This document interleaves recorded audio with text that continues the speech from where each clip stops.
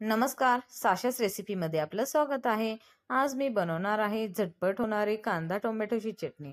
तर टिफिन हा सकाळचा करायच्यासाठी तर कमी वेळेमध्ये खूपच छान अशी मस्त होणारी ही रेसिपी आहे। चला तर रेसिपीला सुरुवात करूयात। एका कढईमध्ये मी 2 चमचे तेल टाकून गरम करून घेतलं आहे।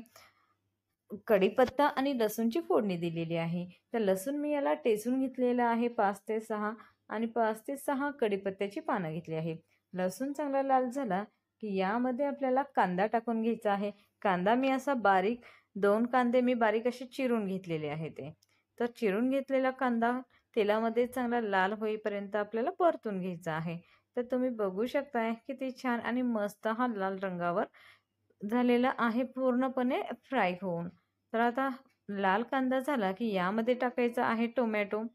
टोमॅटो देखील चांगला मऊ होईपर्यंत आपल्याला याला शिजून द्यायचं आहे। म्हणजे 5 मिनिटं आपल्याला मस्त याला शिजून द्यायचं आहे।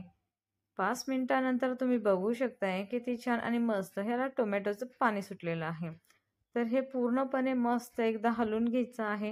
हलवून घेतल्यानंतर आता यामध्ये आपल्याला सुके मसाले टाकायचे। तर हळद टाकली आहे अर्धा चमचा, 1.5 चमचा टाकलेला आहे लाल तिखट। लाल तिखट तुम्ही तुमच्या आवडीनुसार टाकू शकता।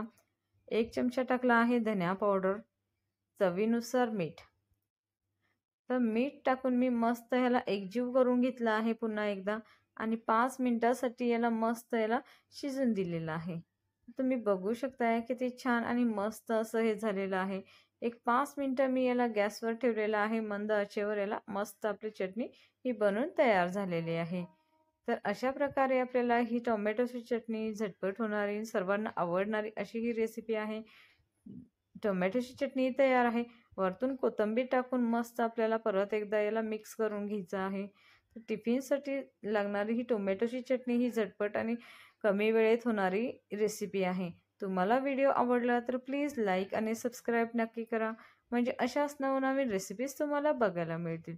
तर टोमॅटोची चटणी ही रेसिपी आपली तयार आहे। तर टिफिनसाठी झटपट होणारी हे भाजी आहे। तर मस्त आणि छान आहे। तर प्लीज लाईक आणि सबस्क्राईब नक्की करा। Thank you.